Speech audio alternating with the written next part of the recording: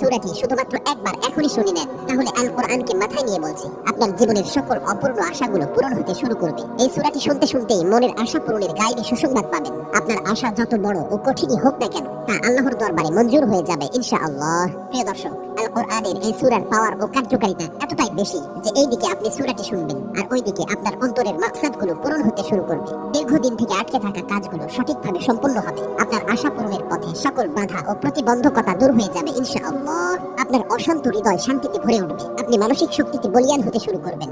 সকল দুশ্চিন্তা ও পেরেশানি খতম হয়ে চতুর্দিক থেকে সুখের বার্তা পেতে থাকবেন। আপনার কাছে অফুরন্ত রিজিকের ভান্ডার এমন ভাবে আসতে থাকবে যে চোখের পলকে আপনার জীবনের সকল অভাব অনটন মুছে যাবে। সুবহানাল্লাহ। প্রিয় দর্শক, সূরাটি আপনাদেরকে শুধুমাত্র মনোযোগ দিয়ে প্রথম থেকে শেষ পর্যন্ত শুনতে হবে, কেননা যে কোনো আমলের ফলাফল তার শেষ পরিণতির উপর নির্ভর করে। এজন্য আপনি যদি মহান আল্লাহর এই সূরাটি পরিপূর্ণ না শুনেই চলে যান, তাহলে আপনাদের কোনো কাজই বাস্তবায়ন হবে না, বরং যে আশাগুলো পূরণ হতে যাচ্ছিল তা আবার বিগড়ে যাবে। এজন্য অনুরোধ করছি, মহান কোরআনের এই সূরাটি কেবলমাত্র একবার মন থেকে শেষ পর্যন্ত শোনার জন্য। আল্লাহর কাছে দোয়া করছি, হে আল্লাহ, যারা ধৈর্য ধরে আপনার সমহান ফজিলতপূর্ণ এই সূরাটি শোনার জন্য অধীর আগ্রহে বসে আছে, হে মালিক, আপনি তাদের মনের সকল তামান্না ও চাওয়া পাওয়াগুলো পূরণ করে দিন।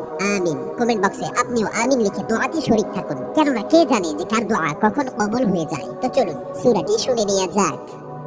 বিসমিল্লাহির রহমানির রহিম।